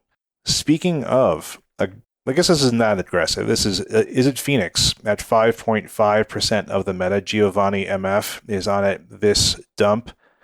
But yeah, this one is starting to take a different shape. It has 4 Ledger Shredder, 4 Arc-Light Phoenix, of course, and broadly looks a lot like it used to in the Thing in the Ice days. But it has a couple Strangle main deck, which is nice for, you know, just a little bit of extra removal against creatures or planeswalkers for a single red mana. But largely, this deck looks the same. I mean, I do think that Ledger Shredder has made a pretty big difference for this. Yeah, that's what I wanted to get into. It's like, different. It looks the same, but how big of a difference do you think Shredder makes here? Also, oh my God, Ledger Shredder is a $25 card. It is 25 United States dollars. When did that happen? Okay, anyway. This week. Yikes. Wow.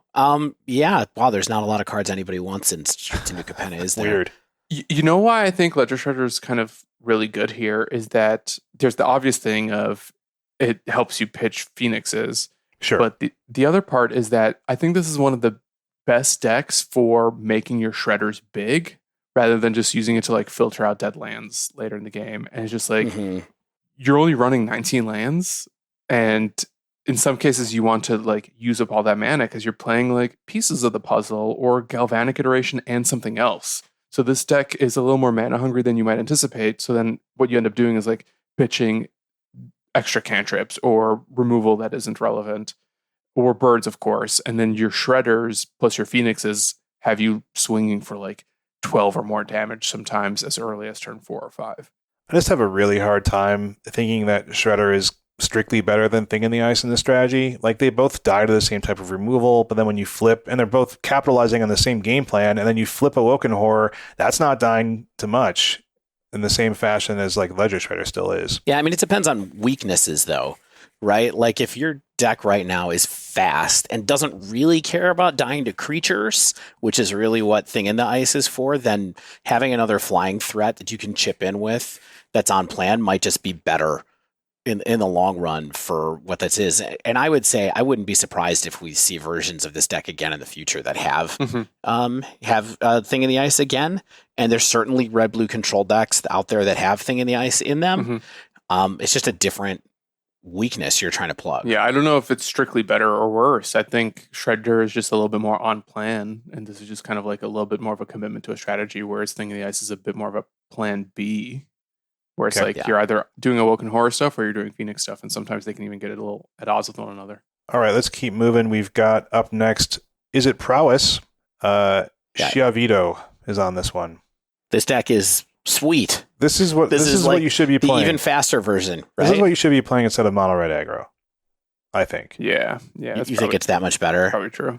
Yeah, I mean, I think it's just like it has better ways of closing the game out. Like, you're not going to get, I mean, yeah, of course, like Cavalier of Thorns has reach, but Old Growth Troll doesn't. And you know what flies over an Old Growth Troll quite nicely is a Sprite Dragon or a Ledger Shredder. Like, it's just the kind of thing where it's like, you can put a Bone Crusher Giant down, and I have a really hard time removing it, but I can fly over it here. Like, I don't care. Like, this is just, it's fast and good and has good interaction, and you play Ancestral Recall. Which is even better. Yeah. I want to play a deck that lets me play Ancestral Recall 2 to 3 times a game. I just want to play this deck all the time, and I still have not had a chance to play this because I've been playing more Explorer than anything else. Which gets us to the next deck, actually, Dave. Yeah. 4.8% we've got, is Boros Aggro 4.8% of the meta, or is that kind of something else? According to Magic Gold, to MTG Goldfish, it's 4.8% of the meta. Dang. Yeah, I was surprised by that. I had to move it up as well from my initial rankings, kind of. All right, running Pac-Man is on this dump. So what do you think about this deck, Dave? I mean, I talked about it towards the end of last week. I think that this version's better than the Explorer version for a number of reasons, including Favored Hoplite being a slightly better thing to have around than Soulscar Mage for this kind of list. I just think that this deck is really powerful. It's really fun to play. It's challenging in a way. It's fascinating to me that Feather's not good enough to be in the deck at all again now, and it's in the sideboard basically. But yeah, I think that this deck can just put on some good pressure and protect it and kind of go. It's in that Auras zone. I will say, I think that I would rather be playing Prowess than this deck, but there's enough people that are on it that certainly it's having a moment right now too. I also think it's good against Prowess. It's kind of my gut feeling and a little bit of my experience playing the matchup, where if you're facing a lot of Prowess or just like decks that are running the cheap red removal and like counting on shock effects, I think this has a really good plan against that suite of cards. Yeah, one thing that's kind of interesting about this one, when you talk about what matchups are good for this deck versus Prowess and things like that for being like similar kind of small, crappy creature decks, one thing that this deck has that Prowess doesn't as much, at least as currently configured, is outs against sweepers, non-exile based sweepers. So like a Supreme Verdict or something like that. You have cards in the deck that can give your cards indestructible, and which helps them kind of survive through those kind of things instead. So it becomes like Wraths aren't as much of a, I mean, it's hard to do it, but you can survive a Wrath with this deck in ways that sometimes you can't with Prowess. Yep. So, all right, coming up next, we have kind of the combo bucket, which is one deck here, more or less, and that is Lotus Field combo. 5.5% of the meta. Stranger 99 is playing this. Really good deck. Dangerously good deck. A lot of people want the deck out of the format. It's too hard to interact with. It's too reliable what it's doing is kind of the thought process, but it's not an Explorer, and I haven't been playing a ton of actual Pioneer lately, so I don't have like really strong feelings about it one way or the other. I do have a strong feeling that I think 5.5% is lower than I would expect based on all the complaints I hear about it. That's higher than I was expecting, just from anecdotal seeing what people are talking about playing on social media and what I've seen in the leagues that I've played of Pioneer lately, even though there hasn't been a huge amount.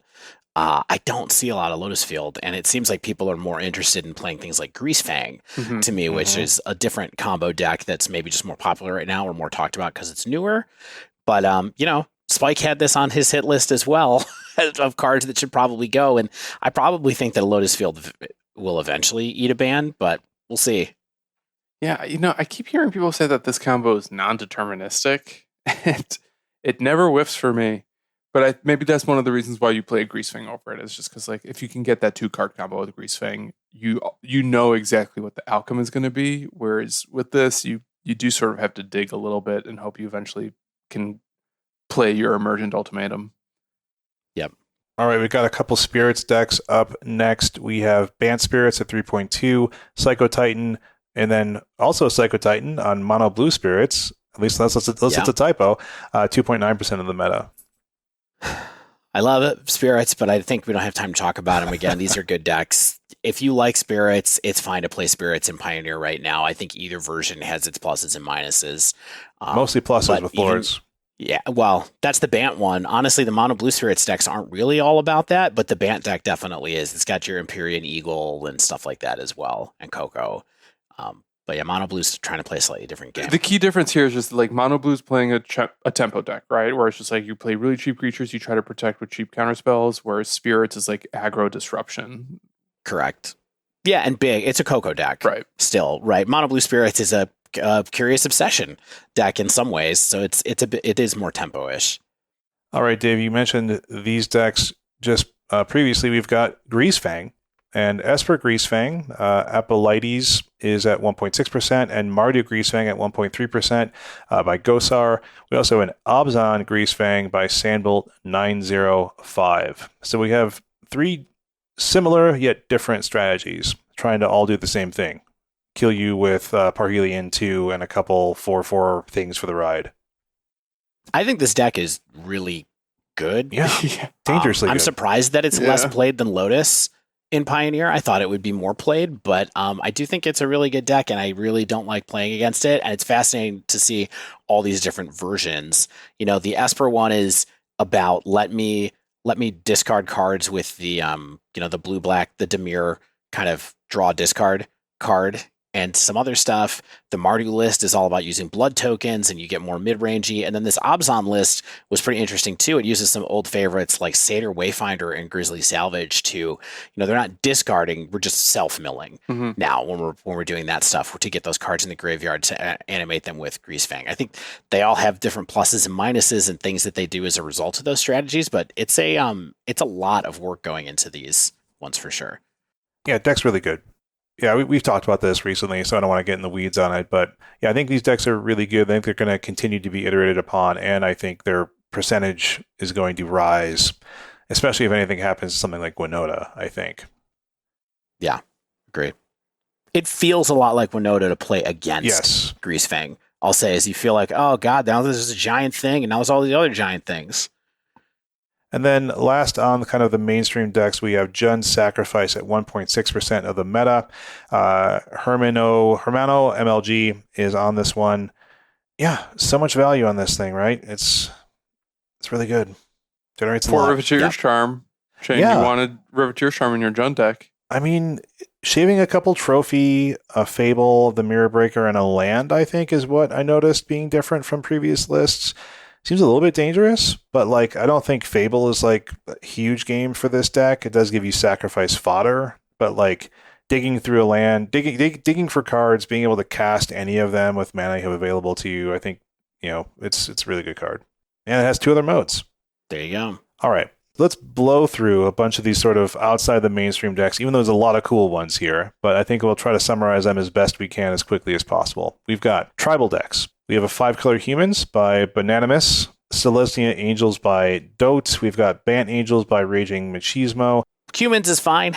It's all right. It's got some interesting new cards in it, but the Selesnya Angel decks and Bant Angel decks, of course, have Giada, which I think has made that deck kind of really go up on the upswing, and that's kind of the most notable new card that's around this area.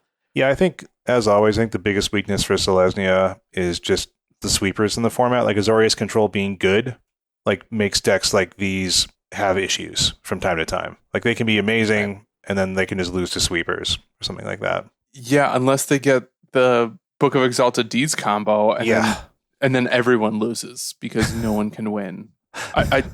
It's so egregious. That combo actually makes me more upset than anything else we've talked about so far in this format. Which one? The Book of Exalted Deeds land combo thing, whatever. With Mutavault. Yeah, well, there's actually two other decks in this deck dump that played in mono-white devotion strategies, so that combo is pretty popular in Pioneer, and so I would expect that to be on the fringe for a while, or maybe even ascendant for a while as people figure out what to do with it. It just bothers me that's you either have to play some way to disrupt their lands, or you kind of have to resign to MTGO cheese, because I think you have less success with that combo in paper because someone's going to lose to the clock. Yeah. Or you can force a draw, rather. Yeah. Speaking of losing to the clock, we are. Yeah. So we are. Of course we are. We've got Gruul Aggro. We've got some aggro piles coming up next. We've got Gruul Aggro by Liliana 1989. We've got kind of an Is It artifact affinity thing by Furtibom. And then Golgari Regisaur fight rigging style deck. And yeah, it's kind of a big mid-range Gruul deck. It's got this is kind of a Sai and Saheeli deck for the Is It artifacts. And then if The fight rigging deck, you probably are starting to see if you're playing this or Explorer. I think people are into this. I don't know how great it is, but I had my first Shakedown Heavy cast against me, and I was like, how am I supposed to deal with this card? Like, even the like so-called downside isn't that bad. Like, if you make them untap it, like they just block with it against you, and they draw a card. Like, people were mad about Lovestruck Beast, and no one's talking about this. Like, maybe I'm doing something wrong here. Well, Reckless Rage tags it. Yeah, just got. so Well, that's yeah, good. gotta draw it. Just gotta draw it. Yeah, I mean, the biggest thing about this is that the fight rigging just puts counters on your Yeah, that's also creatures. the thing. If you can control a creature with a power 7 or greater, then you can play a hideaway card. So you can actually just like ramp into an extra card for 3 mana off of this. Your creatures are big, and this deck was floating around at different points in time. Like versions of this Golgari aggro deck were floating around in Old Pioneer, and this is just kind of an update of that. All right, we've got some combo decks, synergy style decks up next. Kinnan combo from 2 Gym, 5 color fires like Enigmatic Incarnation by Federico Medeo, and we have Gruul Transmogrify by Mogged. And we have 4-color Jeskai Ascendancy by Ruler as well. Ascendancy, the better known deck out of those ones, but definitely feels like it's on a bit of a downswing. The most interesting list to me out of these ones, I think people are mostly familiar with Kinnan Combo and a bit familiar with Enigmatic Incarnation. Red Ring Transmogrify is interesting because it just feels a whole lot like Creativity to me, but it's trying to basically flip a Titan of Industry off of a Transmogrify or a Luca Coppercoat Outcast. But the problem is you actually have artifacts in this deck, so you cannot play Creativity. You have to play a different thing, and that's where you get Transmogrify instead. These kinds of decks are cool and interesting, and Yeah, I mean, Kinnan was always something that's like just seemed kind of awful and good. We've got a couple Devotion decks up next. Yeah, I talked about these a minute ago when Stan was talking about the book and Mutavault. That's really what these are. They're kind of, one of them's a Nykthos kind of Karn, Yorion Book of Devotion build. There's another one that's Heliod with Book of Devotion. So they're ones that are just trying to make a lot of mana with Nykthos and then just be able to cheese you out basically with that Book of Devotion Mutavault combo and kind of win from there. I do feel like there's a chance that this kind of stuff can go up. Or like I said, like there's probably another strategy out there waiting to make Nykthos really good. And maybe this is it. Maybe it's something else. But it's one of the most powerful cards in the format that so far only has one home. And I'd be surprised if it stays that way. Agreed. And then finally, we have kind of like various mid-range piles. We have Niv to Light from Kato 222. We have Traverse mid-range, like a Golgari Traverse deck. We have Mardu mid-range. We have Mardu Parhelion mid-range. Yeah. This is a Yorion deck that has Parhelion in it, but no way to animate it from the graveyard from what I can tell. I don't get it. So it's not a Greasefang list. Is that like a misimport? It might be. Like, it's got 2 Parhelion, and it has like Life of Toshiro Umizawa. It's got Showdown of the Scalds. I'm like, did someone lose a bet and end up playing? Like, what am I missing with this? Because otherwise it just looks like red-black mid, but it also has Yorion. Yeah. I don't get it. Yeah, I don't get that one. Another one I don't really get is the Mardu mid-range from Ariane. Like, I don't really know what it's going over the top of here. Like, it seems just like another version of mid-range, but I'm not sure what it's doing that's like combating other mid-range decks particularly well, besides having access to Farewell at 6 mana. Right. And Vanishing Verse at 2 mana, so it's got some exile monocolored permanent. But the other thing that I feel like about a couple of these decks in this bucket at the end here is people trying to figure out other good Yorion strategies in Pioneer. Like, Yorion's a powerful card. It's powerful in Modern. Is there something we can do to make it work in Pioneer or not as well? So that is Pioneer. And what this... A real format. So that's... Okay, so look, that I'm positive on Pioneer. I look at these decks. I look at the categories of decks. My thoughts after playing, semi-Pioneer, Explorer. And my question for you guys is, what are we doing in this format? Like, what are we doing in this format? Like, we're winning with creatures, almost never combos. And what that makes me feel like is, like, why hasn't this been like a race to the biggest over-the-top mid-range deck? Like, is Winota just so good that it makes Niv not good? Like, what are we doing here? Are we just fighting against Winota? What it is. Yeah. Yep. I mean, I think right now we're fighting against Winota, and Rakdos is trying to do that. Yeah.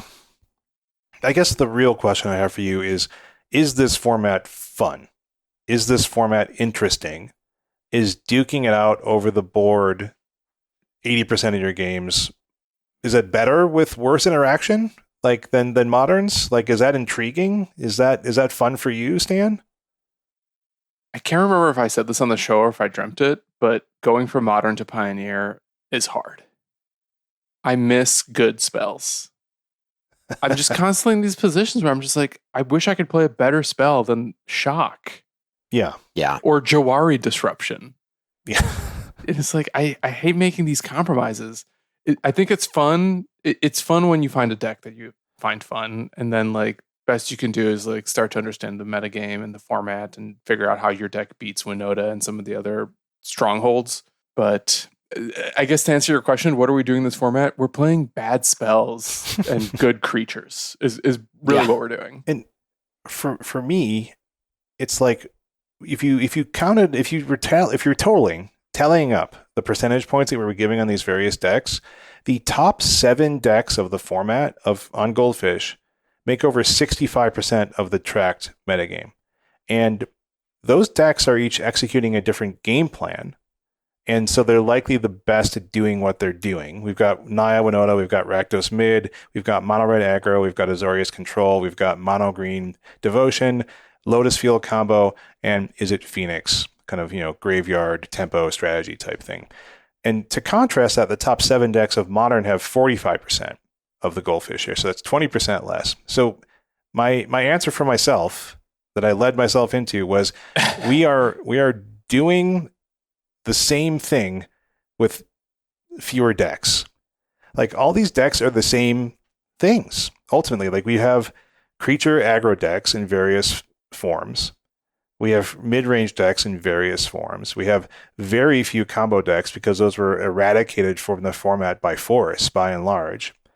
And so it's just like we did ask for it. I mean, so I'm not blaming. gone. I'm not necessarily blaming WotC for doing something bad to their format. I'm just saying, like, I can see the complaints against Pioneer where it's like, man, we're just playing to the board and duking it out with various levels of aggression or control. And that is a weird place for a format to be, I think. I strangely think that it's more snowbally than Modern in some ways. I think the snowball just collects faster in Modern. Yeah, and there's less turns of like ambiguity, where here you just kind of like build it up quicker and then there's no way out of it because the spells aren't really good, so you don't have a ton of catch up mechanics. Like not every deck has the ability to suddenly fix it, right? Yeah, that's a good catch. It's just like, yeah, you get behind and you stay behind. And you just kind of realize it over time. Yeah. Yeah. And remember how often we've talked about just the margin of error in Modern? I just so seldom feel like that margin exists here.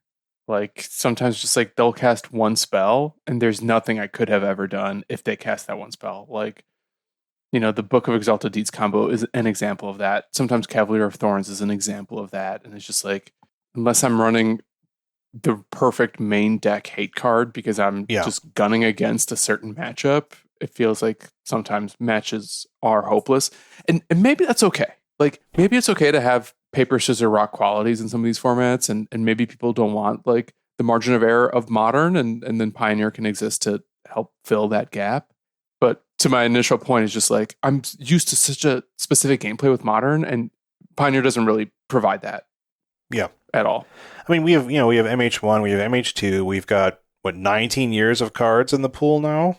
Yeah, I mean the tough thing is that Modern before MH2 in particular, and in some ways before MH1, was pretty like ships passing in the night kind of stuff. And now I think Modern is a pretty interactive format, but I think that it has a lot of sameness because the cards that are the class of interaction are the same cards.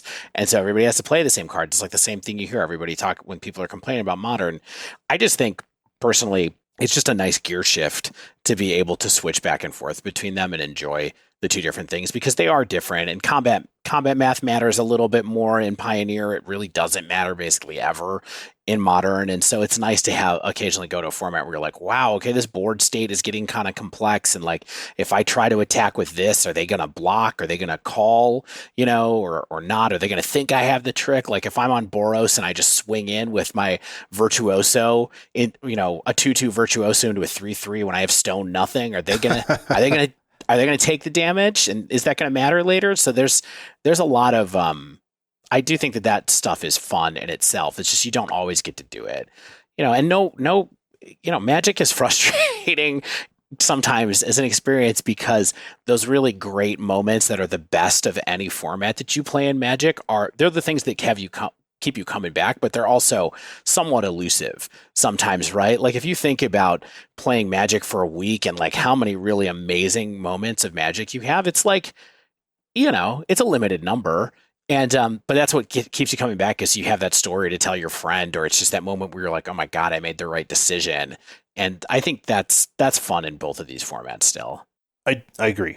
Going back to kind of the aspiring spike, which I think a lot of people are on board or a little or similar, is just like if we banned Winota, if we banned Lotus Field, potentially Nykthos, things like that. Like so let's be really clear. What Everett said was Delspells, Lotus Field. Pioneer is great, but Dig, Cruise, Lotus Field, and Winota need to go. And I think they should go before the Pro Tour, and the format will be a lot better. And I got to say, I think it's a matter of not if, but when with all four of those cards. I'm not saying that we have to do it now like he is, but I agree that those are all cards that are clearly more powerful than other things in the format. You might be surprised at my take, though. I think if you remove those cards right now, I think the format is worse because I think it will just be mid-range grind fests. It will be just various forms of Niv to Light will be the best deck or something like that. That might be, some people might love that, but I think it's like we'll just get to where we were before, which is just like, big red is good. Now we've got Niv going over the top of that. We've got something potentially going over the top of that. And then combo injecting itself in there being like, nothing can handle me. And I don't know if that's a great place to be. Yeah, I don't know if I agree with the now part of it either, but I do think there's a list. I think the list of cards that are known problems in Pioneer is easier to track in Pioneer because the format's smaller. Yeah. Right. And so you can go, woof, this card that was banned in Modern eventually is going to get powerful enough to be banned here. Or this card that was too good for multiple different formats, in Winota is going to go here eventually because eventually it's going to be too good for this format. I think it's easy. It's a little easier to track the potential issues here, but I agree with you. I think that it would be rough to do that all at once. You'd never know if you made the right decision. But it's like you said, I think it's a good different format. It's not just a diversion from Modern. I think some people just like the gameplay there, and they're welcome to do so. And I like it in a lot of ways as well. Stan, you have any last thoughts about the two? Here's my closing thought. Some of the local regional championship qualifier events have started to get announced, and some of the ones I'm seeing, maybe all the ones I'm seeing, are Modern qualifiers to a Pioneer Regional Challenge championship, and I feel a little relieved that I'm worried that if I had to slog through Pioneer, I would have been really unenthused about being competitive for the remainder of the year, and now there's just a little bit more for me to look forward to. But that's my experience, and maybe Pioneer will shake up enough. One thing that I think we didn't really acknowledge, but I guess the other thing I'll close with is we saw more New Capenna cards in Pioneer than in Modern. And I think that's, just to reiterate, like one of the most exciting things about Pioneer is that new sets matter. And it's a little more. Yeah, it's not just like a Ledger Shredder story. We were talking about Riveteer's Charm and other stuff. So there's hope. There's hope. That's right. And as we await that hope, let's wrap up this week's show. If you haven't yet, make sure you subscribe to our podcast and get the latest episodes as soon as they come out every week. If you use Apple or Spotify, please leave us a rating and review.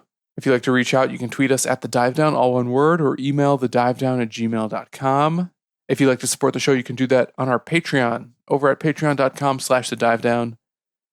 You can also support us while playing Magic with the Mana Trader subscription. If you use promo code TheDiveDown15, you'll get 15% off your first 2 months of renting Magic Online cards via Mana Traders. And now you can use that same code, the Dive Down 15, over at Barrister and Mann to get 15% off your first order of shaving soaps, other soaps, beard oils, things to keep you smelling good, even if you don't have time to take a shower. As always, special thanks to the bands Nowhere and Spaceblood for letting us use their music. And until next week, get out there and 5-0-A deck down.